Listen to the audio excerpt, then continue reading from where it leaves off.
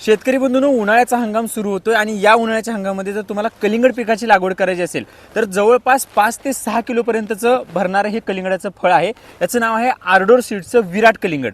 हे विराट कलिंगड खास उन्हाळ्यासाठी कंपनीनं नवीन व्हरायटी तयार केली आहे, जी मार्केटमध्ये पाठीमागच्या 4-5 वर्षापासून धुमाकूळ घालते. याचं जर तुम्हाला साईज बघायची झाली तर तब्बल 6 ते 7 किलो पर्यंत याची काही फळं शेतकऱ्यांनी काढलेली आहेत आणि एकरी उत्पन्न जर बघायचं झालं तर 25 ते 30 टनापर्यंत हे एकरी उत्पन्न, एकरी ॲव्हरेज ह्या व्हरायटीचं निघतंय. ही व्हरायटी आतून कटिंग केली तर लाल भडक गर येतोय आणि याचा जे कातडी आहे ते अतिशय जाड असल्यामुळे ट्रान्सपोर्टला ही व्हरायटी अतिशय चांगली चालते. एक्सपोर्ट क्वालिटीचा माल असल्यामुळे व्यापारी देखील याला मोठी पसंती देत आहेत आणि शेतकऱ्यांना कमी कालावधीमध्ये जवळपास 60-65 दिवसामध्ये हे फळ हार्वेस्ट होऊन जाते.